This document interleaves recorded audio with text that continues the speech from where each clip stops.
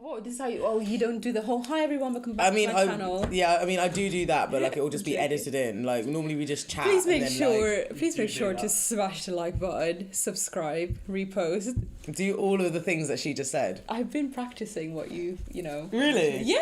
Hello, gotta make you look good, baby. Really? Yeah. Okay, well, I appreciate that. Like, Say it like you mean it, at least. I appreciate you. Say it like you mean it. I appreciate you. Oh my God, I'm now nervous. Okay, I'm gonna start now.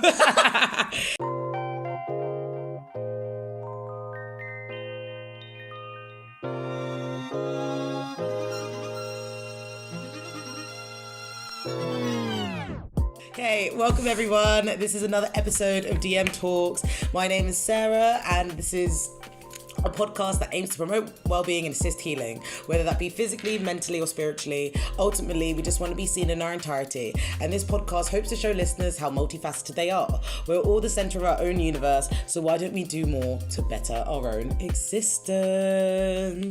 10 out of 10. 10 out of 10. Yeah, no, that was beautifully read, if I do say so myself. Do you have the paragraph where you introduce me? I literally was about to do that, but your interruptive self just jumped the gun because that's how you are. No, but I literally like was about to do it. I need a whole speech. I was literally about to do it. No, you didn't. It was on the tip of my tongue. I do this every week. Anyway. You have so much cutting to do. I don't think that's going to be cut out, if I'm honest. I'm just going to leave it there to make sure all the listeners know how West you are. But anyway, if I had to describe my guest in 3 words, it would be supportive. It would be savage. It would be... Say it. Delicate. Delicate! I don't know why I was about to say delicate. Like, it just kind of came off the tongue. Interesting. Like, I just looked at you because you are a delicate soul. That's why you're so passionate, isn't it? Baby, stop it. Stop calling me baby. No, I'm joking. No, we know who the But is. without further ado, I am so excited to introduce my loving and just carefree sister guest. The one and only Dina. Woo! Dina.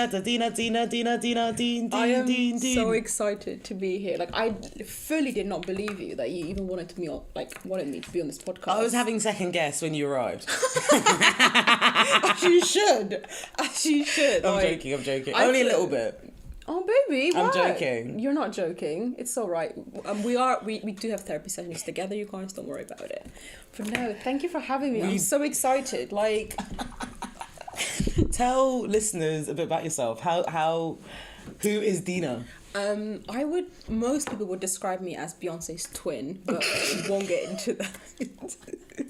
No. So yeah, like, energy. Fuck it, do it. Yeah. So similar to Beyonce, sometimes you might think I'm Rihanna. It all gets a little bit confusing. Oh wow. Bear with me, guys. I'm joking. No, I'm Dina. Just an average black girl. Unfortunately, one day I'll make it. You have made it. You're a bad bee. I have made it. I'm Sarah's friend. You know what? I'm Sarah's friend, so I have made it. For real, guys. If you have this energy in your life, it's like winning the lottery. Oh, that was cute. Seriously, it is though. That was really sweet. No, for real. Like, you're amazing. You're amazing. Darling! Oh my God. We're showing each other love. I think this is a great time to send us to the divine, isn't it? Go for it. Let's go. So the divine is a section of the podcast where we shine a light on a good thing. And today, Dina has brought a book in for us, and I want you to tell us about your nomination, Dina. Mine is called Good Vibes, Good Life by Vex King. And I mean, you guys obviously don't know me, but I'm the type of person where I hate these self-healing books, like these positivity quotes. You're not a fan of toxic positivity? I hate it. Like, I can't do it. Like, I'm such a realist where I just don't like reading if you're a bird, you can fly. Like, I just don't do this. So for me to like something like this, it's huge. It's so good. It's just Vex King. He's absolutely amazing. Why do you like it? Like, what about it, like, specifically? Okay, so he literally tells you what to do, like full on. He tells you how to turn your negative thoughts into positive thoughts. And I like books that it's straight to the point. This is what you do. This is how you will feel. This is how life is. And he just explains it as well. Like if this is how you think, this is going to be basically the outcome, which most people can relate to. So he just puts everything into perspective for me. And because I'm so like realistic and I like to just go by the book and everything, Literally. I'm a kind of person, I need to be told what to do. Okay. Do you know what I mean? Like you're like research and spiritual and you do your thing. Whereas me, I'm like I want to listen and then I'll take the advice. Okay, no, fair. That makes sense. Everyone has different ways of learning. 100%. So yeah, this guy, it's amazing, you guys. This is the 8th time that I'm reading it. 8th time. Wow. I've had it I've had it since like it came out. It's insane. It's like my second copy because the other one was just like going through those pages so quickly. Yeah, the notes, the post-it notes, amazing. Everything. Yeah. So I want to give this to you, by the way. You want to give it to me? Yeah, that's why it looks so new. No, you need to read this. You want to give it to me? Your toxic energy needs this. Yes. oh, thanks, Dina. You're welcome. So read it. Oh my god, that's you just gave me. But it has all your notes in it. No, this one is empty. Sorry, I got some tickets in. Oh, thank you. Don't have to give. Are you sure? Yeah. This is so nice. I've never been gifted mid podcast. You know. Are you serious? Like, I've been gifted in words, but not physically. You know. Guys, if this gets to 100k likes, this can be our giveaway. It can be, okay, but I want to read it first. So yeah. No, amazing. Thank you, Dina. That's a great nomination, and I would love to read. I'm excited to read it. It kind of reminds me of Mark Manson. Have you heard of that author? No. So they wrote a book called The Subtle Art of Not Giving a Fuck, and it has like a bright orange cover and black bold writing, and seen the cover. It's very popular. It had a sequel. It was called Everything Is Fucked: The Book About Hope. That's a great book too. Yeah. And I really enjoyed it because it gave me perspective on how to manage life, but also that everybody is managing their life their way. Yeah. So this whole idea of living life by your metric and understanding that life is not always that deep because everybody has different metrics. So it's important for you to associate yourself with people who have a similar metric to you. So it sort of dismisses this idea of disappointment or like, I don't know, I guess a negative associated beliefs surrounding like trying something new, you know, because like, we need not to be afraid of being a beginner, and I think that book gave me that. So yeah, sweet. That's I know how you feel because even when I was reading this, I was just like, my soul just feels alive again. Like it's so amazing. So oh my god, there's this chapter about turning negative thoughts into positive thoughts and making like your dreams a reality. Like I was reading and I was like, I'm gonna be Beyonce after this. Like oh my god, you know insane. What? It's that quote. Like I remember seeing it. It was like we all have the same 24 hours in a day as Beyonce. True. So think about that like that. True. I'll get on to my nomination for the Divine. Yes. It's basically children. Oh god, here we go. You're pregnant. Oh my god, no. I knew it. You did this whole video so you can do a service announcement. Oh no. And anyway, I wouldn't be one of those people who do video like that. Like for who? For my listeners that can't even see the bump, that can hear the bump.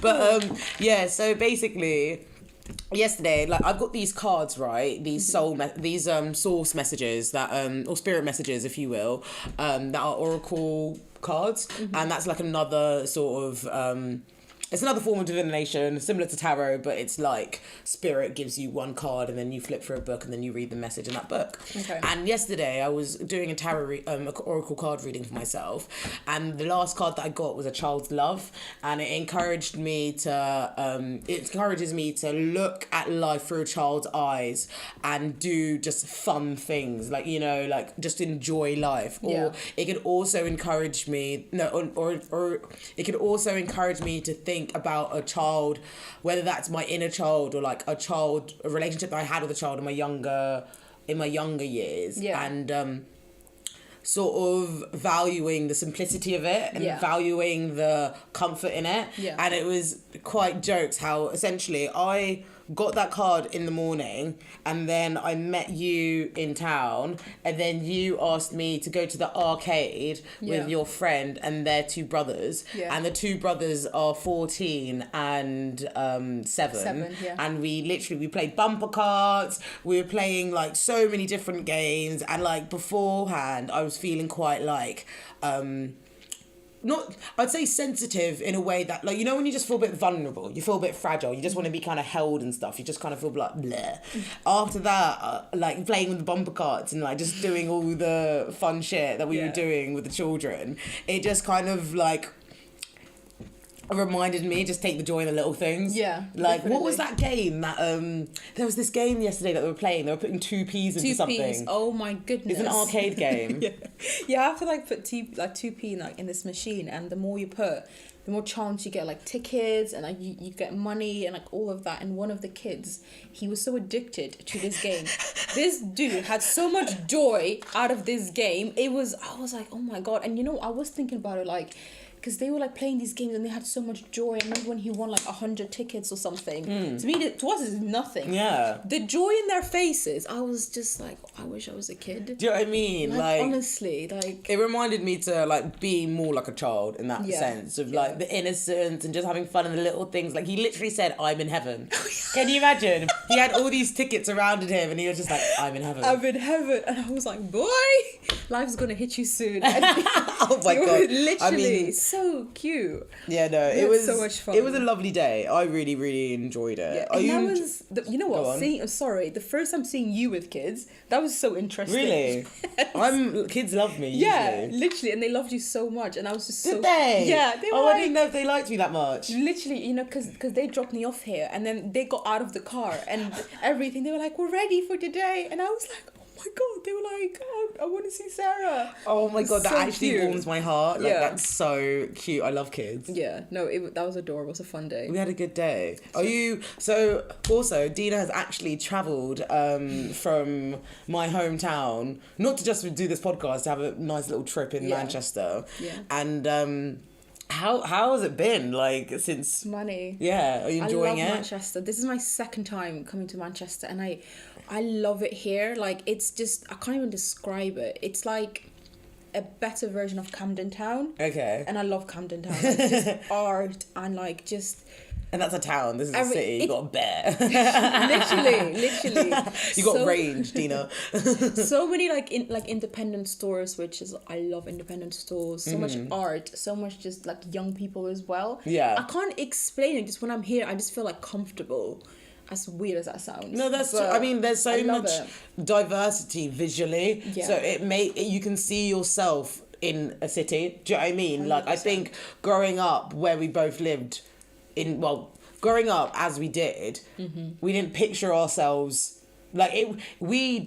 Even though we were there, it was still unnerving, and it felt like a bit of a setup that we were there, because it was like, wait, what's going on? Yeah, literally. I still have that. Like, I just walk around, you know, our neighborhood, and I'm just like, this is fake. Yeah, you just feel like, oh my God. I was listening to a interview with Monroe Bergdorf, right? Yeah. And they said that they went to an all boys school that specialised in sports and maths. Oh, I know. And yeah, like both of the people that were interviewing her, they were like, what? They were like, yeah, no. And she was like, yeah, no, I thought it was a setup.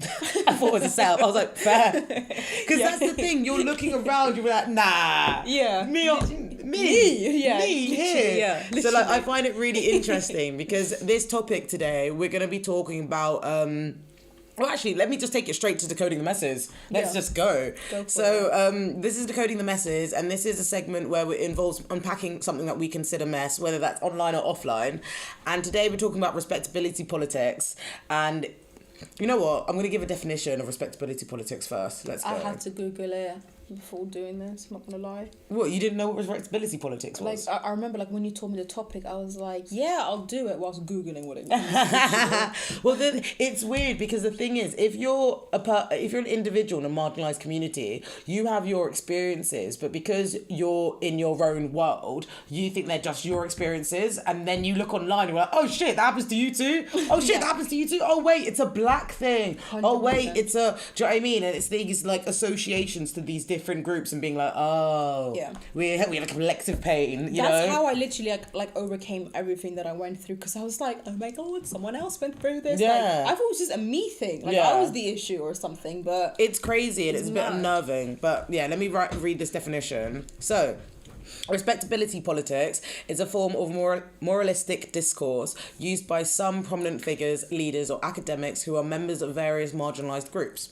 When these figures promote respectability politics, this may serve as an attempt to police some of their fellow group members. Proponents of respectability politics may be attempting to portray their personal social views as being continuous and compatible with dominant values. They may prefer not to challenge the mainstream for its failure to accept the marginalised group into the mainstream, and that diversity also exists within that group. So, pretty accurate. it's pretty accurate. Yeah. Oh my god, that was a weird accurate.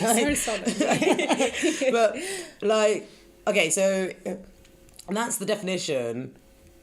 The term in general, how it makes me feel, or if I have the DM version of what the term means to me, is code. Well, no, not code switching. Respectability politics is suggesting that I need to adapt my behaviour to be more compliant with the majority group. So, there is discrimination against black people. One of the stereotypes could be, black women, they're really loud, right? So a form of respectability politics would be me being quieter in white spaces and sort of shrinking myself, as you will. Yeah. And respectability politics is this sort of like it's just this overarching theme, I guess, in race relations, because I mean you see it in our day-to-day, you see it in history, and I don't know how to explain it. It's just a load of bullshit, really.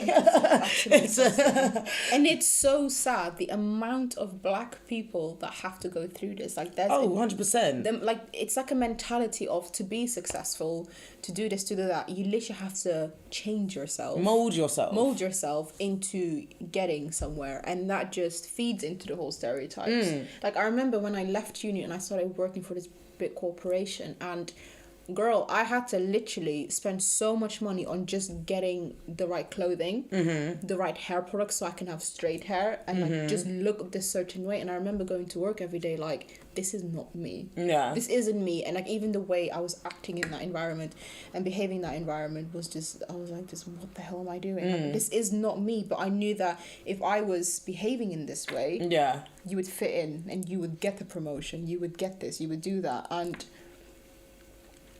yeah, it's awful. How long did you work there? Oh my god, 6 months, and I left. Fair enough. I left. I just couldn't. Like, you know how you were like, sometimes like us growing up, we felt like we were in a dream. With me, I was just like stuck in like my brain just wasn't part of me anymore. Yeah. And like getting out of that environment, I was just like, oh my god, like I can be me. Like, it's mad awful to me because respectability politics obviously has influenced my life. However, I didn't recognize, it was more prominent in my earlier life than it was in my older life. But I think that's the whole idea of like becoming more comfortable in self. Yes, you know. of course. So like when I was younger, respectability politics, I don't want to use the example of being loud, because I've always been loud. Like, that's just my voice. It is what it is. Deal with it. Like, but respectability politics in the form of like groups.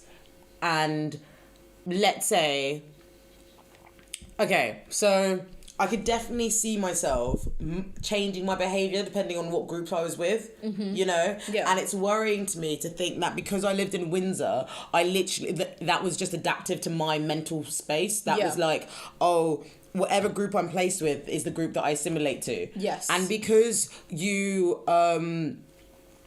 well, for me, let's say for me personally, it was like some characteristics were genuine. They were true. They were me. But because I was in that group, they were just encouraged and repeated and strengthened more. Yeah. So then when I'd go to a different group and they criticize a genuine facet of mine, Yeah. it was even more like confusing, because it's like, wait, no, this is me. I'm not even adapting now. Yeah. And I think that's the scariest thing, because when you're younger, you adapt and you change, and then you grow up and then you realize it doesn't make a difference. Yeah. It doesn't make a difference at all, because you're still going to be seen as a black woman or a black You'll person. always be black, yeah, definitely. And like with me, it was like you fake so many things. You fake it for so long to the point that like it like becomes you. Oh, what And did you fake? Me, I faked so much. Really? Oh my god, I'm gonna be started like being, because with me I am loud. Trust Yeah. me, I can be loud, but with me I can be quiet as well. Like I can be. To be fair, when I first met you, you were super quiet. Yeah, and that is all genuine. Like Yeah, I'm it was- naturally genuine, but I felt like for me to like stand out, fit in, because I realized when I was being loud and funny, I like fit in and like literally, you know, like you're part of the group. But then I was like, oh shit, can I say that? Yeah, no, you can, honey, I swear Sorry. so much in this podcast, don't you worry. I literally just forgot. But then like when you want to come out of that, it's like, oh no, I can't. I have to keep doing this. I have to like fit in and be part of this, and like, you know, like it's mentally draining. Yeah. And it's now to the point where I'm just constantly loud, and I'm like, I don't want to be this way. I find it interesting. I want to take this respectability politics, or the idea of being the right black, into relation of friendship groups, because it actually disgusts me how black women are recycled in and out of white friendship groups. Like, it's actually mad. Like, gross. I was reading you know how they have these Instagram posts and it's like, oh, let's talk about the black best friend. Oh my god, the black. So I was the reading black that, best right? friend. And honestly, it cringed me out Lord. so much. So essentially, the black best friend entertains, she advises, Yeah. she also, she's basically, no, I don't want to say just she, because obviously it's not gender specific. Like, the black best friend can be anyone. But anyway, they're always second to the protagonist, and they're always like there for the supporting role. Yeah. And if you are white and you grow up only seeing black people like this, then you recognize those traits in black people, you know? And like, let's say growing up, or like establishing friendships with my white friends, and then when I would show different facets of my character. So let's say I was her, or let's say I was uncomfortable about something that they said. Like, because that disrupted the fact that this black fucking danced to them, this black entertained them, this Yeah. black advised them. It was like, wait, what are you doing? Do you have emotions? I'm a fucking full person. I'm the Yeah. full person, and I'm not going to change my blackness to help you. Yeah. Oh my god, I fully had a white friend. This was back in Wales. Back in Wales. This was just Wales. I had this white friend. I kid you not, full on racist. Like just uncomfortable with my culture and everything. But Yeah. for some reason, my stupid ass just ignores it. I just ignore these things. No, but the thing is, you're not stupid, because you're think about it this way. It's like, okay, I'm living in Wales. I'm not leaving anytime soon. Do you know what I mean? I Yeah. need to make the best of a bad situation. So don't Literally. beat yourself up too much. Literally, like, so they would like come like around my house, and like even like before entering, that like uncomfortable shiver. Yeah, it's like, what do you travels expect down is gonna happen? Like, Literally. it's like you walk into a black person's house, spell. Like, what do you expect? Literally. Do you know what I mean? And you saw it, and like without her even saying anything, I have to give that speech of my parents are normal. Like you have to, which is weird. Think about it. It's so And, like, weird. what do you guys eat and like everything, and they're in your house. They don't want to eat anything. They're just like traumatized. Like, hi, am I right? You okay? But the thing is, it's Like so, like how can you be friends with me? Like explain that to me. no, honestly, like I was How? friends with so many racists. Like, It's really fascinating. it's actually mad. Very fascinating. Because like, it's weird. Obviously, I think if you're an individual in a marginalised community, and like I said, you're in Wales, I'm in Windsor. Like, you make the best of bad situations. So you like sort of put pros and cons for who you accept into your life, and it's like, will I deal with you today? Will I deal not with you today? And like, you're constantly doing this pro and con, up and down, trying to determine if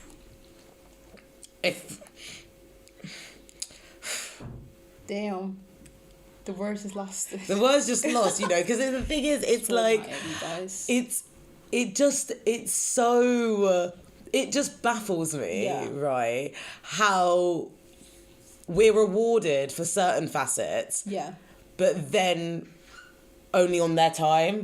Whiteness as an ideology is so intriguing. Respectability politics is so intriguing because it is literally discrimination. However, it's a different form of discrimination, but it's also projected by people. It can also be projected by people in your minority group. So let's say like respectability politics in relation to the black community.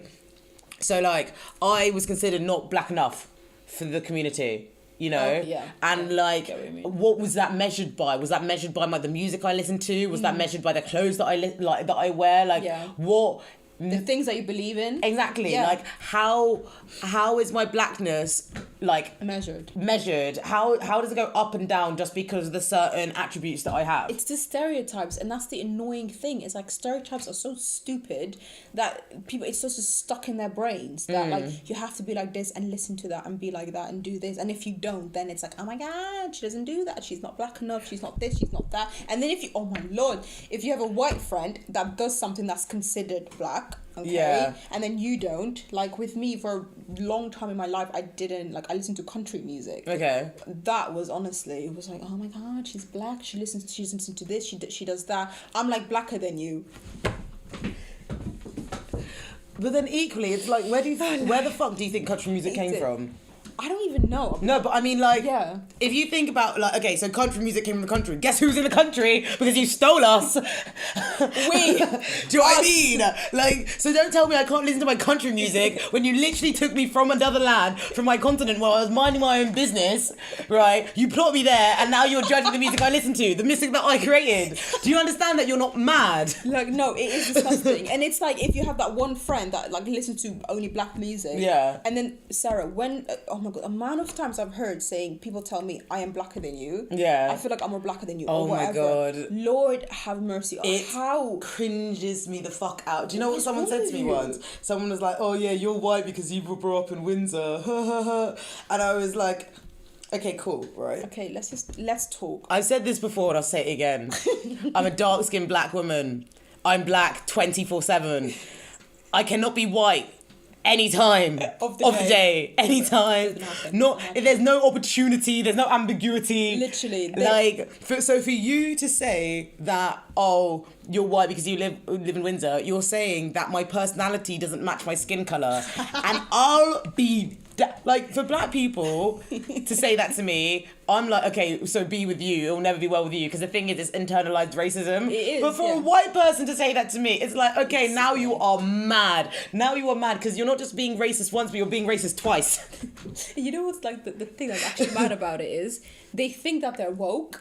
Oh, they think they're woke. Darling, you ain't woke because you think you're black. What is black? How many people did you meet at uni who studied anthropology and think that they're woke because of it? Or history was one of them. Like, I got it mostly with like people who studied anthropology, and then they'd say like the West shit. Like, I remember this one time, this guy literally said nigger in front of me, and I literally stared him. I literally looked into his soul, because you know when someone says nigger in front of you, well, when a non-black person says nigger in front of you, you're like, you go and learn, you're like, what? Like, who's that? Oh, really? Like, you're literally, wait, what? Like, you're literally like, do you know what I mean? That. So, like, it took me a minute, and I was like, nah, like, is it in my head? And then I was like, no, he said the word. So I was like, this will determine if he said it or not. So I just stared into his soul, like, bearing in mind, it was me, a group of white people, then him on this corner, and he said it, and all the white people, like 3 of the white people went and like looked at me to look at them. So I was like, okay, so I'm not mad because I rethought it. They looked at me, and now I'm gonna see if this guy owns up to it, because now I know it's racism. Know it's racism, but like, you know, in racism we always gaslight ourselves. We always want to make the best out of a worst situation, because we're like, 100%. Oh no, it's not that bad. It's he didn't mean it. He didn't mean it. He didn't mean it. And do you know what was the irony in it? He actually, the irony in it as well, like, he said the word nigger. Obviously that is like one of the worst things that you could ever say to a black person. But he was having a debate with people, and he was literally like, oh no, that's not right, that's like saying nigger to black people whilst a black person's in the room. Oh, you're not fucking dumb. Why, like... Do you not understand how mad you are? What went wrong in people's upbringing? Do you know what I mean? Like, this is just, like, so extreme. I mean, true. The thing is, it's like, I go back and forth with this all the time. Because the thing is, racism, like, I can, as a psychologist as well, I can really appreciate that it's a condition, not conditional. Sorry. I can really appreciate that racism is like, it's learned. Do you know what I mean? I can see how it's learned. But then also, I think when you focus too much on how it's learned, you forget that's a choice. True. You know, like, it's unnerving because, like, even in that situation, like, I was going back and forth in my head. It was like saying the word nigger is like the worst thing you can say in front of black people, but also because he didn't say nigger in that context. Yeah. But then why are you saying nigger anyway? Like, why can't you just say N-word? If you're a non-black person, why can't you just say the N-word? Like, it's not that hard. It's fucking 2 syllables. It's the same as nigger. Like, do you know what I mean? It's literally the same. So, like... And in the spirit of the word nigger, you can bleep it out in a song, okay? I don't care. It's so difficult. It's so hard. You know I'm like in the flow. No, you're not in the flow. Do you know what song I fucking don't hate? Say it. You know, fucking Chris Brown, Funky Friday, like Something is a Friday. Yeah. I shit you not. He says nigger about 8 times in a verse, right? Right. And before he literally, and I was like, I just find it mad because I remember reading an article about, like, if the word should be used, if it shouldn't be used, etc. And I came to the conclusion, like, with the help of the article, of course, and it was like, if a black man wants to say nigger in his song, so be it, right? Yeah. Like, that's how Don't take this away. You've taken a lot away from us. Don't take this away as well. But that's the thing. It's like, and even for people to be like, oh, you can't use it in that song, we're policing his blackness, you know? So it's like, if you want to use that word in the song, that's your business. Yeah. But Chris Brown, my man, well, not my man, I condemn him, but he literally, he used the song, like, shit, you know, like 8 times in, like, the main verse. Yeah. And I remember the song came on when I was out once, and I just, bearing in mind, I'm out in Windsor, you know, down the arches, fucking, and I'm just looking around, and like, I can't really see anybody say the word nigger, I'm not, like, looking out for it. Yeah. But it just made me feel weird. Yeah. Like, I'm in a club with predominantly white people listening to this song. The word nigger has been said 8 times in the music, and I don't know, it's uncomfortable, and I feel the exact same way. I can't quite put my finger on it, but I'm just like, okay, right, and we're doing that today, okay, really, and it's irritating because in the music video it's like, so it's this white rapper, I don't know his name, and Chris Brown, who have like swapped bodies or identities, so throughout the whole song it's supposedly meant to be that guy. Oh my god, what's his name? I'm gonna find it, but keep talking about the song. I know who you're talking about now. It's gonna like irritate me. What's his name? No, it's not Lil Yachty. Lil Dicky. Lil Dicky, that's it. So it's like he's singing as if he's Lil Dicky. So Lil Dicky said nigga, nigga, nigga. Okay. Like, I know this is like thinking way too deep into it, but it's just like... But the thing is, you end up doing it, and you're like, huh? No, my brother, excuse me. Yeah, like, we're not today. None for this. Exactly. It's just the message behind it just it isn't it. Like, it's not it. Like... And then there's even a line that he says, "Can I really say the N-word?" And it's like... Do you know what I mean? Like, the fact that you had that in your song, doesn't that mean you shouldn't? Like, come on. Are we not... Is it just the listeners Don't that have sense? This debate in your song, my brother. Like, think about that. Like, you know how obviously they have studio time? Yeah. Like, who co-signed that? Who was like, yeah, this is a great song, Chris? Do not glamorize and, like, downplay just how big this issue... This is a big issue. Don't turn it into, like, a club song. No. Like, do you know what I mean? And it's like, the reality is like, loads of people heard the word nigger before they were killed. That is the reality. Yeah. So you need to use that word with caution. Do you know what I mean? Like, you need to... Yeah. Respect it, at least. You will listen, Neil Diggy. You will live if you don't say the word. It's like, oh my god, can I really say? Oh my god, privilege. I can say the N-word. No, like, sorry. Yeah, no. You have a lot more other privileges. This should not. Do you know what I mean? Like, all the words in the human language, and you want to use this one? Okay. Oh my god, you know what? It's this whole thing with humans. Like, if you tell them don't do this, they really want to do it. Yeah, it's like, oh my god, I want it. Oh my god, I want to say nigga. Like, it's just, it is really, really weird. It's bizarre. Like, what is... People. What up, man, nigga? I want to ask you more about, do you know what code switching is? Code switching? Is that when you, like, try and act like a clown if you're back? We can act like a clown? No, like when you act like a Karen to fit in somewhere. I mean, that makes sense. Yeah, no, like, that makes sense. Where's my post? There it is. So... Code switching, it says here, is when Black, Indigenous, people of colour change the way we speak, dress or behave in order to fit in with a predominant culturally group, generally white, in a particular place. It has become a means of survival for many of us who have learned that our chances of thriving are often dependent on how capable we are fitting in. However, code switching can affect our mental health. We lose parts of ourselves when we are asked to leave parts of ourselves at the door. When we hold certain identities, beliefs or values but act in a way that conflicts with this, we can result an internal disconnect that results in discomfort, anxiety and stress, confusion, frustration, infuriaty and exhaustion. Be easy with yourself as you look for ways to remind you of who you are. So I just got that post of Ogor Chukwu. They're a UX designer shifting the culture of wellness. So they basically post loads of comments about race, identity in a really, really simple and easy accepting format, you know? This is the one thing that I really like about Instagram, because you can find information but bite size and put it there, and even that's okay, let me Google this in my own time, and then you've learned something new, you know? But I wanted to talk about the idea of code switching because I think it's very relative to respectability politics. If I know what Black is needed to the situation, I will adapt to what Black is needed for that situation. So right, I have an extensive history in working in hospitality, right? I have worked at really posh places, fine dining. I've worked at really shit places. I've done loads of different things. And I find it really interesting how sort of my experiences sort of influenced my intuition when I was waitressing. I actually said this in an episode with Tasha Bailey on microaggressions. Keep on talking for too long. 2 hours. Sometimes I do it for 2 hours. Literally this for 2 hours. But here's the thing, I can listen to you all day, every day. Not even trying to hype her up. With me, me growing up, I'm so naive, Sarah. I'm so naive and just out of it and just stuck in my own thoughts that listen to someone like you. It's you put shit in perspective because. Oh, thank you. Because I feel if you're Black, I'm not saying it's your duty to make a change, but if we don't start speaking up about this shit, it's just gonna continue for generations. 100%. I don't want to bring a Black woman or boy into this world when it's like this. Exactly. No. Do you know what I mean? Did you see what's her name? Tiana Taylor. Tiana Taylor.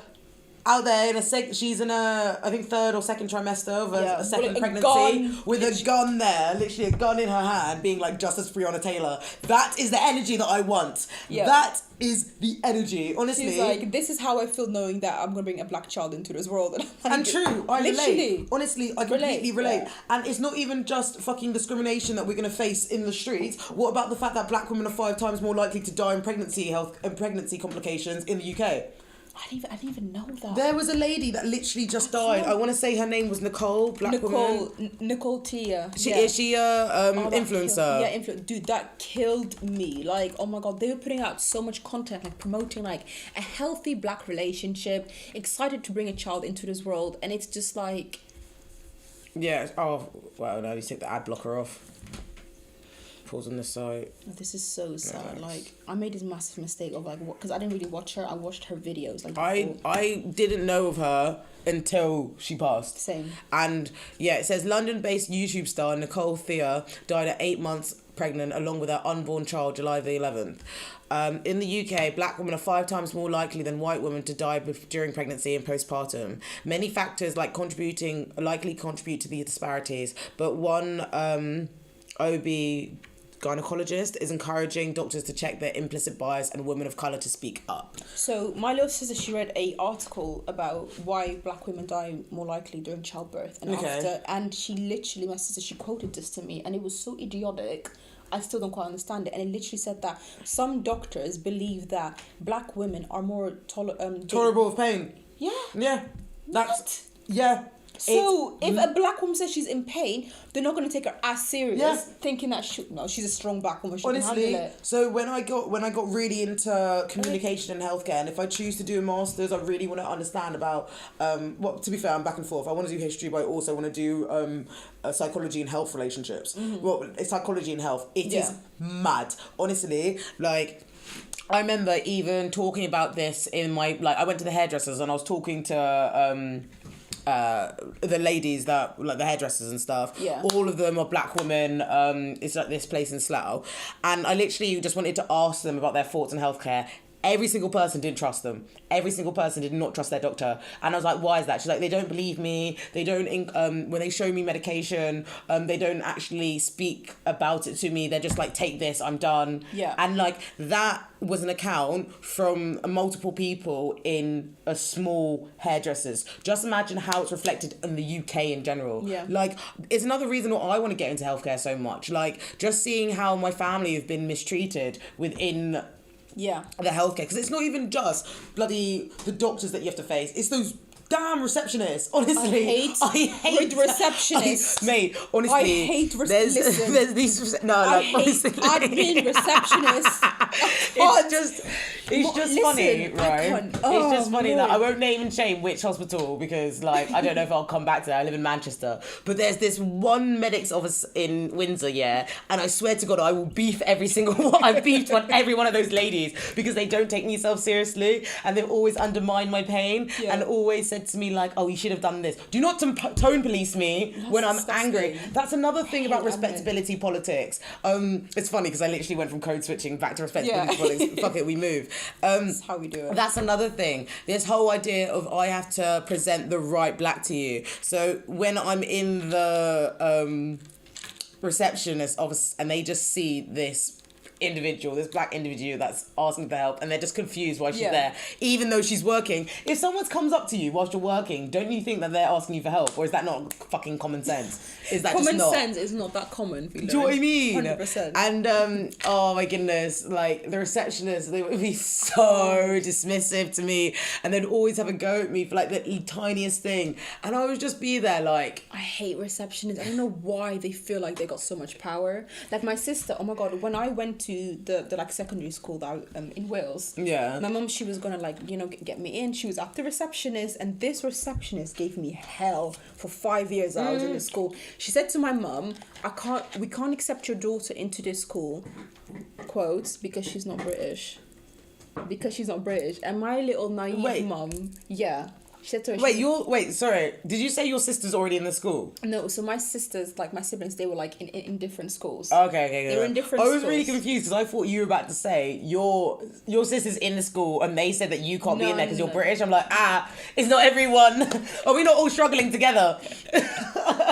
Literally, no, like the woman, like quote for quote, said that, you know, we can't accept her because she's not British. And then my little naive mom, we could not speak English, by the way, at all. So she believed it, walked away, did her research, found out that it's just complete bullshit, came back and she was like, I'm gonna fucking sue you, like what is wrong with you? And that receptionist gave me hell for 5 years. Like, mind you, little Dina in this massive school that couldn't speak English, I would go to her like to pick up, you know, like those dinner tickets, so you get free school meals. So you'd have to go there every Monday, pick them up, and so she gave them to me. And because I didn't say thank you, like, girl, the only word I can say is hello in kitchen at this point, because I didn't say thank you. She sent me all the way to the back of the queue, right? Sent me to the back of the queue, got to her again, and someone said to me, oh, just say thank you. So I did what she said, was late to my lesson, got shouted at and got detention. Crazy.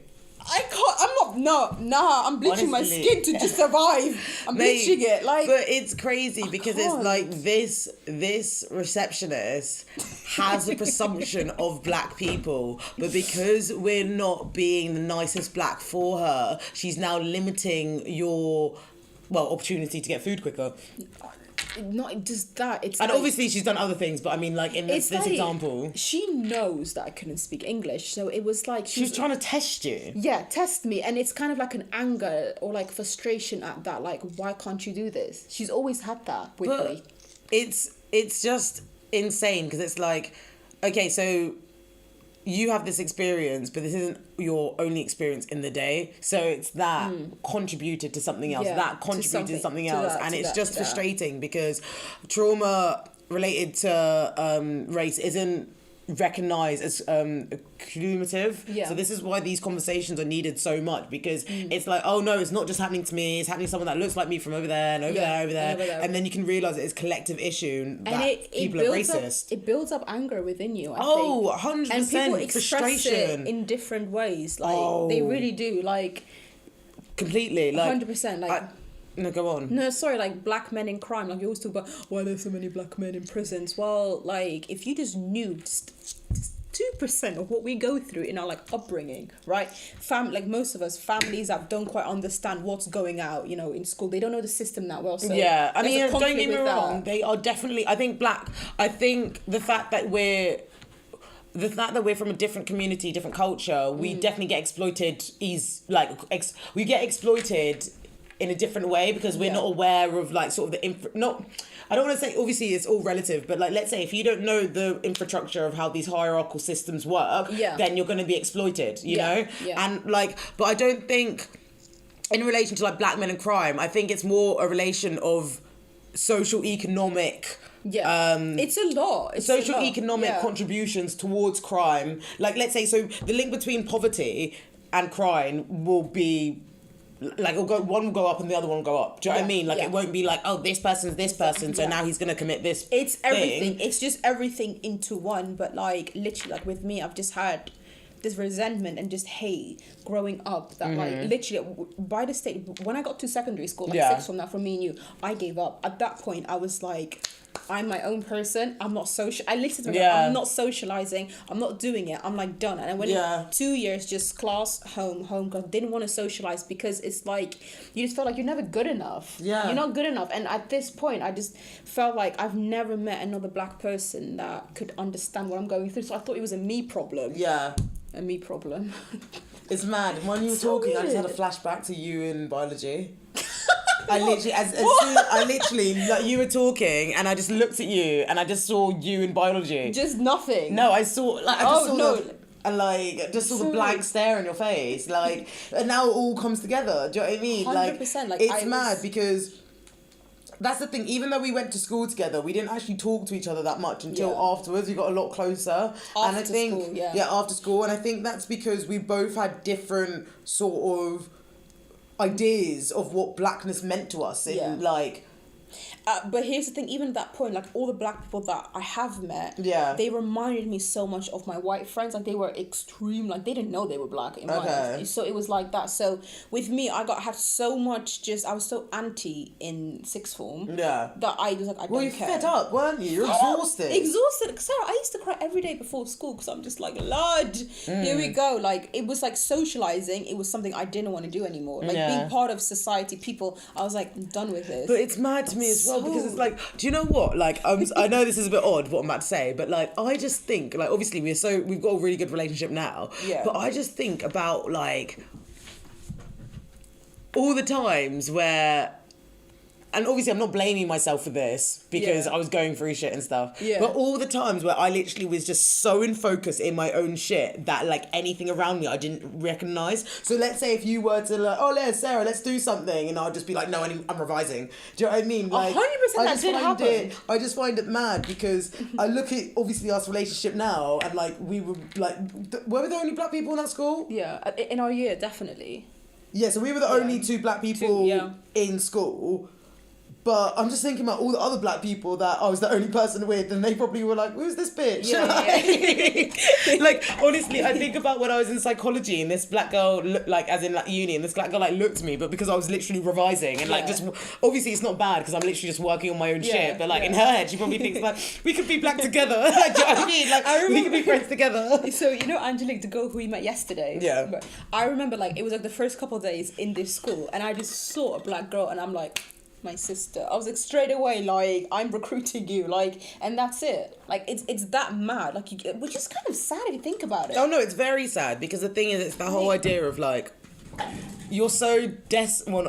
Let me just say it with chest. You are desperate to be seen, and you're desperate to be heard. So when you see someone that looks like you, you're like, oh, this is my moment. This is my moment. We're gonna be best friends. We're gonna be best friends. Literally. But then also that sort of that projection of like expecting something can be really hurtful when it doesn't make up to it, because then you're like, oh shit, like, oh yeah. Like the amount of times where like I would like, let's say at uni, be like, oh, these guys are so sick, and then I was like, oh my god, like You know, you're problematic. You're problematic. You're toxic. Yeah. You have an issue. That's like so sad. Like, we can't just exist and expect everyone to be nice to us and normal to us. No, it literally, like, all these issues and oh my god. You passed on the weirdness to me because my mind just went. Don't worry. What was I even saying? I was just thinking just now about relation to like friendships again. Yeah. And I would be so cringed out at this whole idea of being the right black for social situations. So like I could tell. Right. Okay. So let me tell you one example of what happened. Okay. Yeah. So. Me and I have a friend, right? My friend's white and she has a boyfriend, right? There's these group of white girls and I shit you not, every time my white friend's on it by herself, they ignore her, right? When the white friend is with me, they talk to her. When the white friend's with the boyfriend, they talk to her. But when the white friend is alone, they completely ignore where she exists. And I tried to explain it to this girl because this is something that I've had to sort of learn with, you know, when you're like, not just the black best friend, but like the cool black person or just some cringe shit like that. Yeah. I don't know what it is, but people put you on like this popularity pedestal and it's so fucking cringy. They see you as like, okay, so they see me as this, don't get me wrong, I'm cool, I'm sick, but I'm also a weirdo. Do you know what I mean? Yeah. And like, they see this black girl with cool, like, colourful hair that, like, speaks and, like, that speaks vocally about, like, that's passionate or whatever and is, like, quite a creative. So they're like, oh my God, that person's so cool. I want to know them. And then they dismiss, like... It's weird. It's like a positive form of racism, but it's still cringy as fuck because it's based on race. Like, if you like me for me. Don't like me for my blackness. 100%. Like, my blackness is only a part of my identity, and that's the whole point of this podcast. Like, we're multifaceted, baby. Yeah. Like, what if you like were like in support of Trump and Hitler? But no, she has coloured hair, so I want her. Like, remember that saying? It's like, if your friends walked off a cliff, would you? Oh, I think I would. Be like, ooh, what's the tea? No, I don't think I wouldn't. If you told me to jump off a cliff, there's no way in hell that I would jump off a cliff. I would convince you. No, so I would drag you. No, I would like actually carry you. I think the only person really, I think I'd let Leah. Do you know who Leah is? She's my friend. She did the first episode with me, but she's like basically Bear Grylls but a hippie. Like she literally like has been travelling to India, like she went to like East Africa by herself. That was the first place that she travelled. Do you know what I mean? So like, if this bitch is telling me to jump, I'm gonna fucking jump. Like she's weighed out the pros and cons, and I feel comfortable. You know. That's sweet. But no, I'm not jumping for no one. You're not jumping for. Would you jump for me? You so fucking would. I know you would. I would. You That's so 5 would. Times. I'd jump 5 times if I survived. It's so irritating because it's like being friends with like your like celebrity crush. And it's like, it's irritating because when I act like a fan, she gets angry at me. She's like, oh my God, you're embarrassing me. But it's like, Sarah. The word embarrassment has never left my mouth. Are you joking? I've never said you've embarrassed me, have I? I mean, other adjectives. I've said other words, but not embarrassed. I think embarrassing is quite cold. It's like she doesn't quite appreciate that I'm here as a friend, but mostly here as a fan, you know? It's like being friends with Beyonce. I've referenced Beyonce a lot in this podcast, and that's saying something. You know what I mean? Dina, Babina. Hey, nah, I'm kind of feeling the song now. No, literally. Oh my God, you make me laugh. It's true, though. I was talking about code switching at work.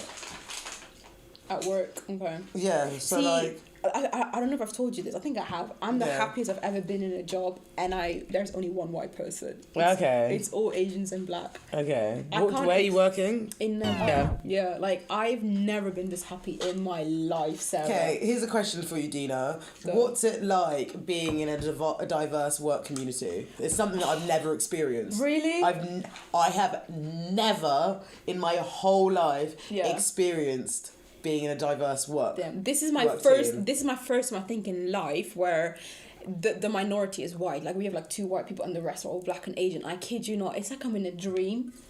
It's like I'm in a dream because it's like I've noticed like just in our cultures in general we're a lot about like hospitality, like that's just community. I'd say community. We love community. We love family. So it's just naturally it's a collective. Like it's a. Oh, I remember learning about it in psychology. Like you've got I want to say you've got individualistic, and then you also have what is it? Individualistic versus... Sorry, carry on. Yeah, What do I so remember it's this like word? working with these loving mums. Collectivist, that's it. Boom. Collectivist cultures where characteristics are self-sacrificing, dependable, generous, and helpful to others are of greater importance. It's so comfortable. I've never been so comfortable. Like, I'm comfortable.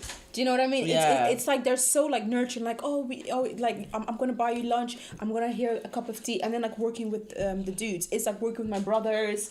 It's just like comfortable, and like I go into work with my curly hair, you guys, Mad. without getting rooted.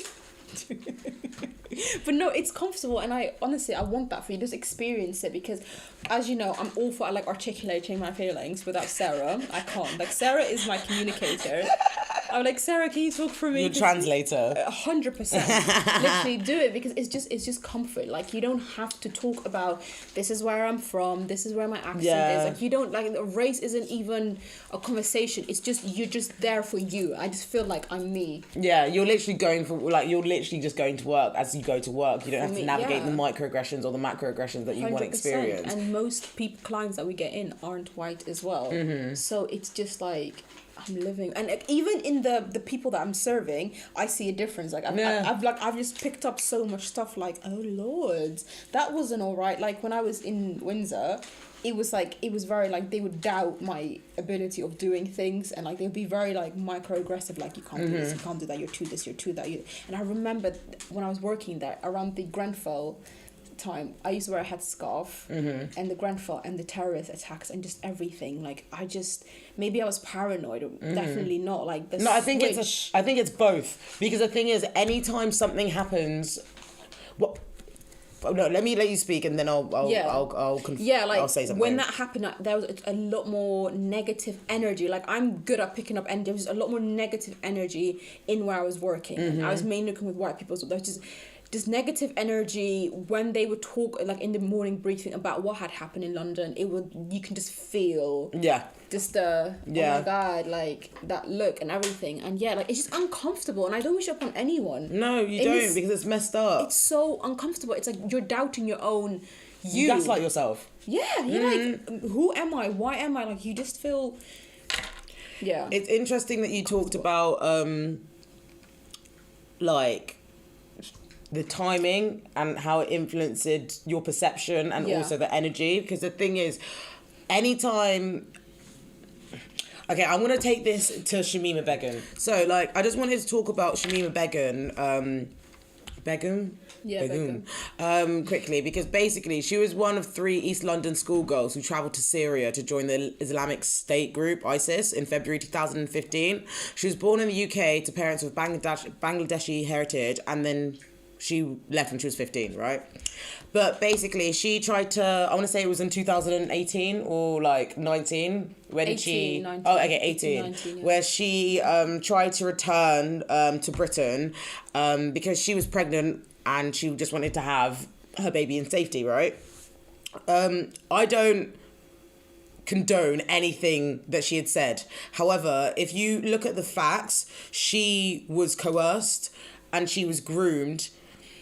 She was completely brainwashed. You can see it in the video. But anyway, this story got considerable amount of media attention. Like, it was everywhere. Like, this person in my dissertation said, like, oh, if it wasn't on our smartphones, it was on the radio. And let's say if you're in a taxi, like, that means you're indirectly hearing the radio, so you're going to hear about her story. She was of... she's Muslim. She was Muslim. She was Muslim as well, and literally 3 weeks later, it was that bombing in New Zealand on the mosque. You know, whenever there is a figure in a marginalized community gets that much media attention, the backlash is insane. For all the people, like, you don't understand, like, literally this happened, and then you just saw spikes in hate crime towards Muslim people, Islamophobia just go off the rails. It's it's insane, like, and I find it interesting as well, because you talk about your experience now, but then you talk about what your experience is when you're wearing a hijab, and even that increased market identity, the fact that you're wearing a garment that shows that you're more other than the national majority, is then going to influence the discrimination that you're going to receive. Yeah. And that shouldn't be the case for anyone. Like, I should be able to feel safe working in a hijab if I then as the people that don't wear a hijab, you know? Yeah. Like, it's this whole idea of like sort of shrinking yourself, adapting yourself, like changing yourself for the situation. Again, code switching yourself for it. Like, I find it interesting because you're talking about like your experiences at work, and my experiences like in the workplace have been so much more different because they've been more retail, hospitality, and even the different blacknesses, the different blacks I gave to the situation, it would then end in me getting more tips. Yeah. Do you know what I mean? It was really, really twisted. Like serving racist, but then I'm still getting £30. Do you know what I mean? Like, I was brought up in Windsor, like I learned a few tricks. Yeah.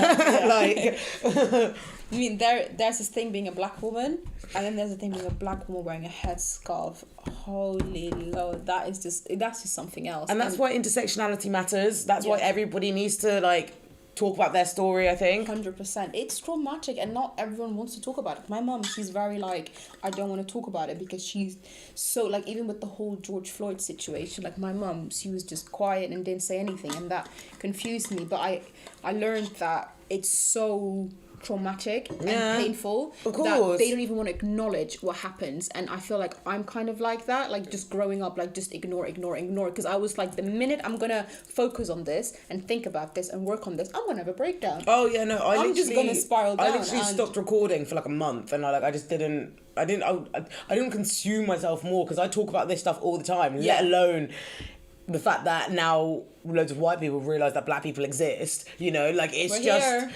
we're here, we've always been here, and that's the thing. It's like, you can't... It's like they're afraid of us. You know what I mean? Like, it's like how, like, it's like they're just like scared of just like black people flourishing and being successful and everything. Like, they're just like so stuck in their ways, and anyone that doesn't conform to what they want to do, it's like a threat in a way. But I mean, yeah, you're completely right, and it's weird how that's like... If Jeremy Corbyn was black, he'll be assassinated by now. Honestly. Oh my God, that's actually scary to think like that. Do you know, but it's true. I mean, I understand exactly what you mean. It's like they just hate him so much because he brings so much goodness into Parliament. Like, things he's talking about are like, you know, like when he was in like South London, for example, like with a bunch of grime rappers, you know, like stuff like that. Like, they don't want that. Politicians, just ignore them. They don't exist. Don't acknowledge their existence. Like, they just want to ignore that. So that's like seen as a threat, you know, regardless. But that's not threatening at all. Like, don't get me wrong, it did kind of cringe me out, like how like I don't know, there's this like collaboration between grime and like the Labour community, like trying to like increase like black voting. And I don't know, I feel like that was like a respectability politic in itself, because it's like, really? Oh, what, do I need to listen to grime to then like, do you know what I mean? Like, I don't know, it made me feel a bit weird, but I don't know, I don't have the words to communicate the feeling. Do you know what I mean? It's just a bit like, it didn't need to happen. I exist in that feeling. Whatever you're feeling, that's my whole existence in life. I'm just like, what? But I kind of liked it because I was like, wow, he's like, actually, like, I like the whole, like, they're completely binary opposites, you know, grime artists and politicians. The fact that they were like gelled together, I'm like, I mean, like fair. That. It's just what, like Sudan and South Sudan? Yeah, one day, you guys. One day. God. It's funny because basically Dina's the only Sudanese... Well, you're not the only... Are you? You might be, to be fair. I think you're the only other Sudanese girl that I know that I'm not related to. That's so sad. You got a network. The South Sudanese community is small. We got independence in 2011. Go on Instagram, find like a support group, and you'll find your people. Yeah, but like I find my the influencers and stuff, but they're just not accessible. Oh yeah, true. It's like I know. Don't get me wrong. I follow a lot of South Sudanese people. I mean, online, but I don't. Like modeling community is South Sudanese. I know. Yeah, it's mad. Honestly, okay. So this is actually like, it's because South Sudan got independence in 2011. It's literally had 2 civil wars before that, and then it had a civil war between 2014 to 2018. Yeah. Like, it's terrible how the world depicts Africa. However, there are there's a little similarities in South Sudan, but that's because we had fuck shit going on. Yeah. Do you know what I mean? Yeah. So for, let's say when I was even at school, even at work, some racists would love me. Some racists would absolutely love me. But to them, I'm a westernized black that can can articulate all their wants, but also can tell them all the gritty and the nitty of the poverty of this country. Like it's actually kind of I mean, it was really... We're actors, baby. All of us. I mean, we had to. And baby, it's weird because... survive. But the thing is, in life, you have to adapt to yourself to an extent to live, I guess. But then if you're a marginalised community, and especially if you're in a community which isn't representative of people that look like you feel that pressure so much more. Yeah. And I think with... let's say, like, relation to work or so, let's say if I was in fine dining, like... I can't even imagine you in fine dining. Should I tell you a funny story? I'm not sure if I told you this before, but so basically this one time I was working in a restaurant and I was working outside and I'm a sick waitress, do you know what I mean? Like I'm 10-10. And I have everything. Yeah. I have the talk, I have the dance. Must be good. Mate, I was living lavish. Anyway, I was serving this white family and this one, the white man, he was like a proper Etonian. Like he was like, oh yes, like he talked like this and everything was like amazing and Raji and like he was just like doing the fucking most. Yeah. And he was out there with his white family and I was serving tables like, hi guys, you want some drinks, etc, just chatting, give the standard, convo.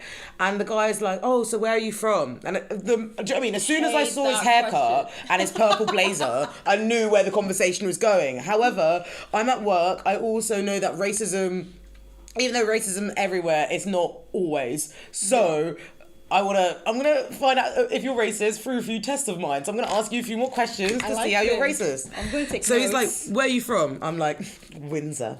And I was like, oh, so but where are you from? I was like, oh, so Windsor again, because I wanted to see how many times could I say Windsor before he asked me how am I black? Because realistically, when you ask someone where you're from, they're like, ooh, so how are you this colour? Yeah. What makes you so different? But the thing is, that could have been in your mind, but you chose to be quiet. You chose not to be quiet, so you get nonsense today, innit? Yeah. So anyway. This guy, he's like, oh, so where are you from? Where are you actually from? All these questions. And I basically direct him to my house. I'm like, oh yeah, so in Windsor, there's this little market over here. And then you pass down this road. And I was doing the most. I was extending the story. But don't worry, I had time. I'd looked out, all my tables were eaten. And I was like, okay, cool, we can go. Yeah. And then he goes, oh no, you don't understand what I'm saying. I was like, oh, what are you saying? He goes, so where do your parents originate from? So I just was like, okay. So he wanted nonsense today. Okay. Everyone was eating. Do you know what I mean? Everyone was main course. I had time to fuck with him. So I was like, okay, cool. So I turned to him and I was like, oh, I'm from South Sudan. And I always hate to be like, oh, South Sudan, this happened there. And it's like, bitch, I know you don't read. Yeah. And you're definitely not reading about South Sudan. Yeah. Out of all the things that you're reading about. Do you know what I mean? Yeah. He tried to give me some nonsense about like this one fact that he heard. So I decided to change the whole conversation into civil war and female genital mutilation.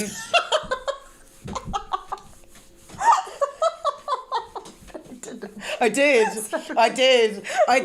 with the biggest smile on my face, because this is what you have to do in situations with those kind of racists. You have to be like, oh yeah, and then this happened, and then this happened, and then oh yeah, there's 1 and 3 this, and then you just have to burst them with facts, like complete destruction, because it's like, oh, you wanted poverty, let me show you poverty, but let me fuck with your mind that I have the biggest smile on my face that you think that, like, I'm talking about things that are really uncomfortable, but because I have the biggest smile on my face, it's like you're getting a great seat for this, aren't you? You're learning education in the greatest way. Honestly, he was like, that's not good, is it? I was like, no, it's not. People are dying. I was saying figures like about rape, assault. He's saying that with his whole family still. Like I gave him time. And literally, you could have seen, I don't even know. It was so funny. Like, you could see the wife being like, you've asked too much far, Jonathan. You've gone too far. Yeah. And like, literally, I left that I love this. I left the table, literally, I left them feeling so confused and so misunderstood. Because realistically, the racists and them, they wanted to know, but they didn't know how much they needed to know. Yeah. And in my head, it's like, okay, if you want to know where I'm from, why don't you help the people that I'm from? Let me tell you what's going on. Tell you, yeah. Do you know what I mean? Let me show you this PayPal. Let me show you this charity, because it's like, oh, you really wanted to know about South Sudan this bad? Let me tell you about South Sudan. So maybe you can come and help. You put in female genital mutilation. Yeah. Sarah, you can't talk about the clit. Oh Lord. They wanted to know. I love it. Energy. You know, I had time. I'm And the I still got opposite. paid £20 for my tip. So that's the thing. They This tipped is the you? trick. Of course, I'm 10 out my job. What can they complain about? Oh yeah, she started talking about FGM. civil war and FGM. Why did she talk about? Oh, we asked her. Do you know what I mean? Like, yeah, they didn't ask about me explicitly. Don't get me wrong. I gave them South Sudan, gave them history. Then you hit them with the nonsense. Yeah. Then you hit them with that, because it's just like, That's so at the end of the funny. day, I could, just like see it as nothing, whatever. But it's like, this could be either a teachable moment or a Yeah. moment to get something for me to release. Because, I mean, Yeah. that's not the first time that I'm going to hear, where am I from? Where am I actually from? Yeah, I feel you. Oh my God, I remember I was working hospitality waitressing in Royal Ascot. I'm gonna burn this. Go for it. Go on. Yeah, Royal Ascot, and dude, I felt again had this weird feeling. All of the waitressing staff were all black, and all the people sitting down having their fancy dinner were all white. So I was just like, am I like in a 1950s movie where like in America where this is like all slavery? Like what is going Where on? it's like segregation, I felt yeah. so uncomfortable. Like it was just like the worst feeling ever. And like just the way, I mean, the society already is just shit. Like you get treated like crap most of the time, especially in Royal Ascot. This man, same situation as you, and I'm pissed off hearing your story because he's like, where are you from? And I was just like, Windsor. But where are you really from? Windsor. Like I did the same. I'm Yeah, like, Windsor. yeah, the Windsor. You have to. It's Windsor. something directly Always fucking to my Windsor. house. I'm like, pay me. I ain't don't to my house. But then literally this is so scary. Like the same thing, but like what is your ethnicity, whatever? And I'm just like, I'm from Holland. Because I'm I actually mean? country. Do I mean? I'm from the Netherlands. He's like, oh, from the Netherlands. He's like, how And did then this he's black end up confused. here? Do you know what I And it's like mean? confusement, and I'm like, from Holland. Thank you, bye. Like, and that's it. Literally, actually, no. With me, I used to throw in Wales as well. Yeah. I was in Wales too, so I'm like, Wales, Holland, like. You're ain't getting to Sudan. up and down UK. You ain't coming to Sudan, that's for sure. I'm a black Welsh Dutch girl from And Windsor. it's like come what? on, Like, shut up. If Like, I know this amount about South Sudan, how the fuck are you gonna know about South Sudan? they want to feel like they're know-it-alls. Like they want to feel like. But why we're though? the Because hierarchy. when I don't know something, you see me be quiet. Like, oh God. And shouldn't that be the same energy? It's just uncomfortable. Like you see me asking, so where are you originally from? Because you can actually have white Polish people, white Romanians. I'm just curious where your exotic It's place just is from. Like, shut up. It's just confusing. Not confused. I mean, it's just fucking It's like they like talk to you as if I was like, oh, welcome to my country. Let me talk to you about all the fast like. It's a rose. I do that, bitch. Sweet. So like, I'm Okay. interested about this whole idea of code switching thing, because it's like, I mean, it just takes you back to colonialism a little bit, because it's a big reach, but let me go, right? Because it suggests that you need to be a right way of something to get ahead, and that is reflective in hiring decisions. So my name is Sarah, but I'm also named Akaloy. The fact that my name is Sarah was given to me from my parents. My parents are Christian. They chose the story of Sarah and Abraham, which is a story where this couple wanted to have a child, but they couldn't, and it was really like, I can't remember the scripture like for word by word, but it's a very popular story in the Old Testament. And I find it mad how my name is Sarah. That name was given to me because of Sarah and Abraham. My parents are Christian because of colonialism, and that was the religion that was enforced on their country. However, the fact that my name's Sarah instead of Akaloy is going to help me get into better jobs. Fuck. Like, how is that all connected? It's fucked. Literally.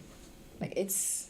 And it's like, What? Because my name's Sarah means that I'm the right black in a Western world compared to if my name was Akaloy, or if I used the name Akaloy more.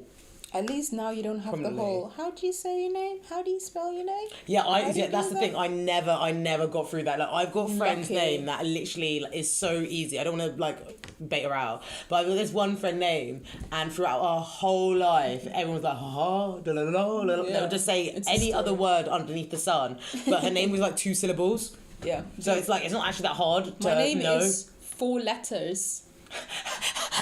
4 letters. Has anybody ever sent Dina wrong? All the time. What have they said? Dina. Some people are so uncomfortable, they just say Diana, and I'm like, where'd you get the extra letter from, darling?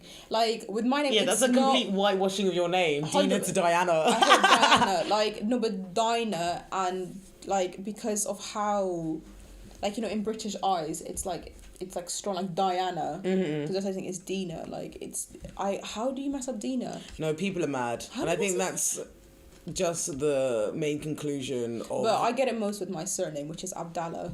Oh Lord, how do you spell? And they always add there's no H on the end. It's no Allah. It's just no H. It's just, I can't explain to you. Like, it's normal now. I don't even think it's even wrong. Like, that's how messed up I think it is. I'm just like, yeah, my name is Dina. That's spelled Dina. Like, you go straight into the spelling. Yeah. You go straight into the spelling, and I don't even care if you mispronounce it. Like, I'm just like, just continue mispronouncing. It's mad that you have to be dumb. My name is so easy. Dina. Like, wow, like, come on, my brother. Like, you can't mispronounce this. Yeah, no, like, I think there's a level of ignorance, but also a level of just discomfort that is portrayed in a way that's, like, really limiting. Yeah. You know what I mean? It's like, oh, I'm uncomfortable, so I'm not going to bother. Yeah. My parents, they went with this half and half thing. Like, my dad was like, I don't want to give them westernized names, but I don't want to give them, like, the proper Sudanese names. So he was like, but he's given all of us, like, very easy names. Like, like, and that's mad. Like, I shouldn't have to think if I have a child, oh wait, their name needs to be like this to make their life easier. Yeah, but girl, if you have a hard name like that, can make your life like 100%. You can see it. You can see it, and you don't need to listen to this podcast just to know it. You can literally Google that. It's common sense, literally. I think this is a great point to take into tarot talks.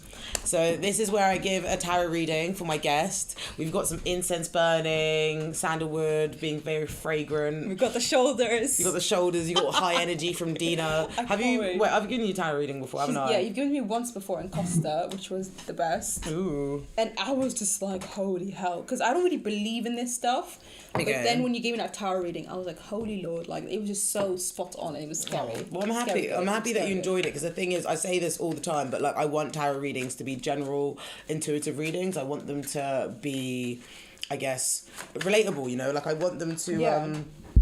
I want people to recognize these tarot readings are just different perspectives that I can take things on, you know? Yeah, definitely. So yeah, I'm just going to shuffle some cards. Okay. You can get your energy on this as well. Just shuffle them. Just shuffle them. Do you like... Oh, wait. I'm going to see if I can... Sorry, this card's upside down and it's going to annoy me. Okay, now shuffle those. Yeah. Don't look at the cards whilst you're shuffling them. Like, don't look at the colours. What, is that like bad luck or something? No, I just know you, and you'll be like, "Ooh, what's this card?" And then you'll be like, "This one's mine." And like, they're very pretty. I love the art. I feel like if you pick them and you like can't see them, then it's more an intuitive nudge, you know. But so before this discussion, I can't speak. I'm so bad at shuffling. No, honey, take your time. Yeah. Before this, me and Dina were just having a little chat about what we want to talk on with Tarot Talks. And we decided, in relation to the right black, respectability politics and code switching, we want advice from Spirit to help us align with our most authentic selves. So, dear Spirit, universe, high power. Give it to me. Give it to me. Give us all the energy and clarity whilst we try to understand what it means to be your most authentic self, or how is that viewed in today's society as black women. I hate this. This is so spot on. This is like, it's giving me the feels. Okay, I want you to half this deck. Mm-hmm.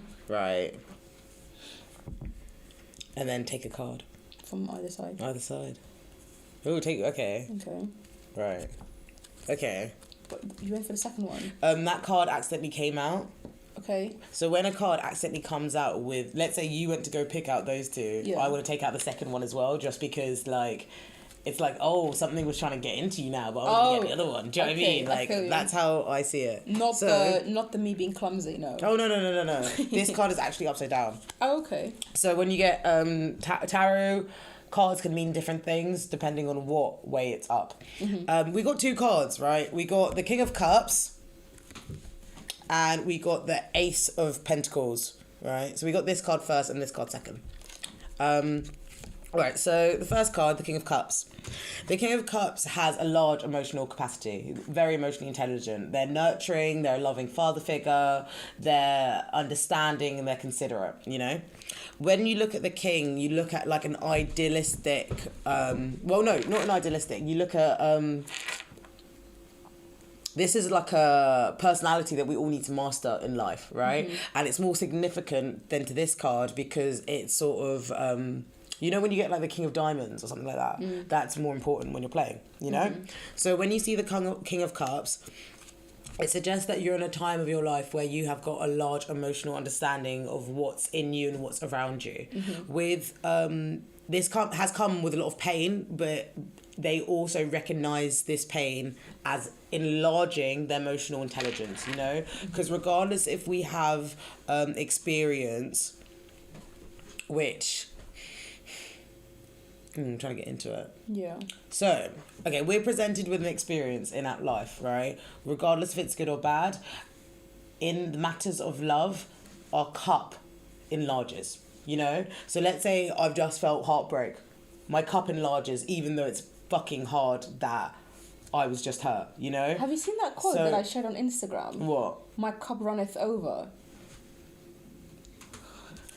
Well, Spirit was trying to say something, weren't they? Spirit was trying to say something. So I literally just posted on Instagram, like, it's like something in the Bible, and I literally put, like, I was like, I love this quote, and it says, my cup runneth over, and I've been watching so many Oprah Winfrey videos about my cup runneth over and looking into details about it. I hate you. Oh my God. Well, this is so weird. When we look at cups, it's governed by water. Emotions need to be safely expressed, you know. They're fluid. They need to... they take the space that they come into contact with. Okay. And when you look at that in relation to your emotions, you can understand the fluidity, but you can also understand that when it's contained and when it's limited, it can result in negative consequences. So the fact that the King of Cups is standing here boldly and comfortably suggests that he loves loudly, but he knows that love's like he's already satisfied with the love that he has within. So you see him, he's got a cup here. I want to say a staff there, a cup and a staff. I'll have to look into it again. I have to reschedule, like look at the card, but it kind of looks like that is a smaller cup of this one. So it's like, look, I've got my own cup, but also I'm sharing this with you all, you know. It intrigues me because we've got the Eight of Pentacles upside down, right? And the Ace of Pentacles is like number one of Pentacle. You've got the heavens sort of gusting through, you know, like blowing through and presenting a pentacle. When we look at pentacles, it's anything external to us. Yeah. So it's like... Are we planting a seed, you know, whether that's within nature, whether that's in our career, whether that's in our health, we're planting something. But you got the card upside down, which suggests that you might not recognize this opportunity, right? It could also mean that, well, what else does it mean? Well, tell me what you feel about the card so far. Let me know. The first one, can I just show you quickly on my phone? Yeah, get it up. Can I want to know this quote. I was, you know, a bit of emotionally vulnerable, so I just stumbled upon these videos of Oprah Winfrey, who, oh my God, I love her, and she started speaking a lot about my cup runneth over, and she has this whole video explaining it, and I just thought, I love this quote, and I love it so much, and I kept reading about it, and just everything about it is that, like, my cup, look, 28th of July. My cup runneth over, Psalm 23 to... Yeah, it's that, like, my cup is full. It's I am full of myself, essentially. Like, I love myself, and whatever flows out of the cup is what I decide to give to people, you know? Yeah. And that's a mentality where I'm trying to get into my life. I'm trying to just love myself, and whatever I've left over, I give that to people. Like, I put me first. Yeah. If that makes sense. With the opportunities one, I've had a 2-hour therapy session with my manager who's like, go for this role. And I'm like, no, I don't want to. I'm not ready. And then he's like, I'm begging you, just go for this promotion, apply for the job. And everything stopping me is that I'm not ready. I'm not mentally ready. I'm not emotionally ready. I'm not ready. I don't want to do this. My parents are like, what is wrong with you? And like, just everyone telling me do it. But you know how stubborn I am. I don't do it. So that's why I don't like it, because it's accurate. This is too much. It says here that Sarah! with the Ace of Pentacles, there's a lost opportunity, lack of planning and foresight. So it suggests that there's opportunity being, like you said, being presented to you that you don't want. I do want it. Well, you don't want, but you don't recognize the power in wanting it, because the thing is, if you get it and if you actually gone for it, then you'd have to accept that you are powerful, and that there's something that's stopping you. Yeah. I think, because I think when we give our credit, like, we need to give ourselves credit. Do you know what I mean? It's like when we go for these opportunities, it's not the opportunity that fears us, it's like what will be in that opportunity that fears us. Like, we can visualize who we are and we're like, oh, but can we do that yet? It takes me out of my habits I've been doing for like 4 years. Which, and Pentacles is all to do with habits and routines. Actually, I kind of want to get another card. So please, can I have another card, Spirit, for clarity? Zoom into my face, like this is my like uncomfortable face. Like, why are these tarot cards so accurate? Okay, again, right. So we've got a lot of emotions here. It's funny because Dina's a Cancer, so she's an emotional babe. Even though she doesn't like to show it because she's a savage, she's an emotional babe. It's a coping mechanism. So you've got 2 court cards, and one is another cup. So it's all to do with your emotions and how. It's your emotions and sort of how it's being reflected onto a. So what's really interesting here is that you've got 2 court cards. One is the Knight of Cups and one is the King of Cups. The Knight shows a much more, I guess, youthful energy than the King of Cups, because the King of Cups is emotional maturity. Like, yes, they have lost so much, but they have learned so much from those lessons, and they see that space now, not of grudges and resentment, but a space of maturity and reconciliation with self, you know? I think the fact that you've got, well, in relation to your question, it was talking about how can we present or how can we align with our most authentic selves, our most genuine ourselves. And this card is encouraging you to take advantages of the opportunities that are presented to you, because those are more opportunities to show your self-love, because you've got the Knight of Cups and they wear all this armor for protection, but they're also wearing this armor because they have an expectation, you know. But the King of Cups, they have no armor at all. They're comfortable, they're regal, they're on their throne, like, proud of their emotions, proud of their sort of, how do I explain it? Proud of just who they are, like you said, the authentic self. Okay. So emotionally balanced, diplomatic, compassionate, these are all words that are associated with the King of Cups. So in relation to your question, I'd say have more faith in self.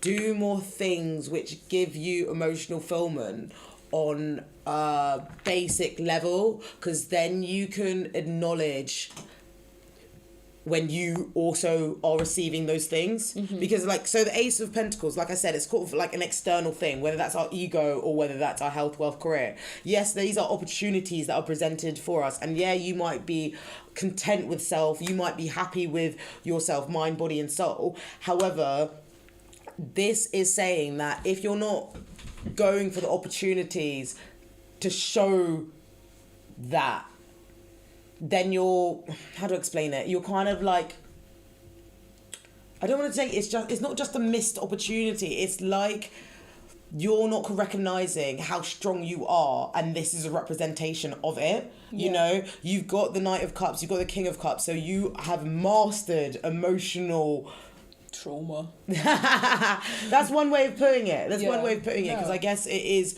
the idea that even though trauma influences us on a negative level, it enlarges our emotional range. Yeah. You know, it enlarges the capacity Yeah. that we can understand love, but this also means that we need to respect the capacity of receiving love, because Yes. you're comfortable with giving love out, but you're not comfortable with taking love in. And the Ace of Pentacles is providing you an opportunity of showing you that love in a material form, Yeah. whether that is through your job, or whether that's for your health, or whether that's your your manager calling you, telling you to Do go this. for this role. This is another way of showing love for yourself.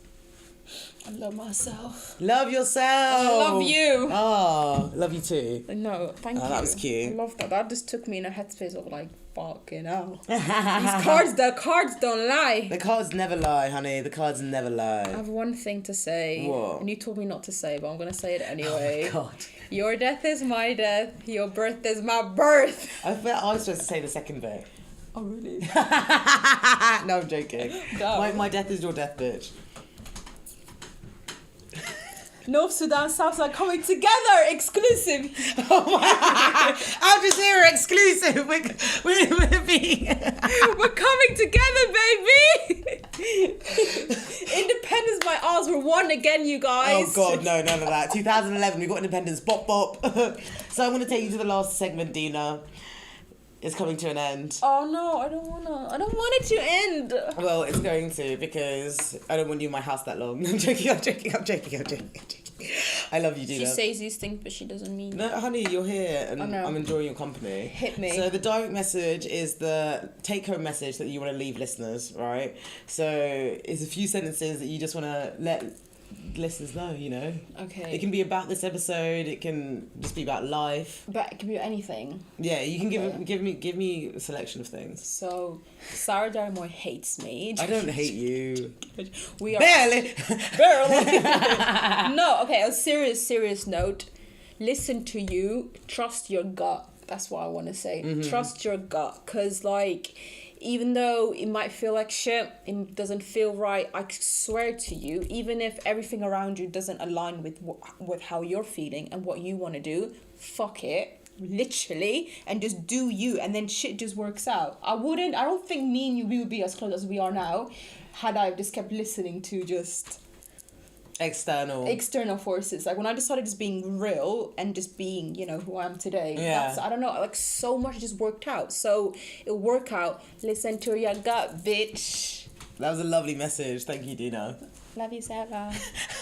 My direct message. So we talked about respectability politics. We talked about being the right black. Yes. I think my direct message is, although it can be intimidating, being alone or sort of going against the grain Yeah. of society or your peers, it will benefit you in the long run 100%. so much 100%. more. Like, Yeah. I know the thing is, it is actually easier being said than done for some people. Like, I know for a fact that I found it hard, but equally I know that I'm confident in self. I'm very like charismatic. I'm a Yeah. people person, Yeah. so I will always find my way eventually. However, Yeah. if you're shy, It's that's going to be harder, you Yeah. know? So I just want to say, be patient with self whilst you also learn about self. That's what I want to say. Yeah, no, I love I think that's that. a great... Honestly, like, no one will love you more than you. Exactly. It's No the most one. important relationship. No one. So, And, like, it's the greatest love ever. Honestly, I love myself so much. My cup runneth over. yes! Give it to them. Give it to them. Yeah, no, it's true. So, we've come to the end of the episode. Could you please plug in your socials? Oh, my socials. Yeah. Follow if me. people want to find you on my God. Insta and stuff. Or Instagram. Twitter or whatever. It's Instagram, Dina, BDA. That's it.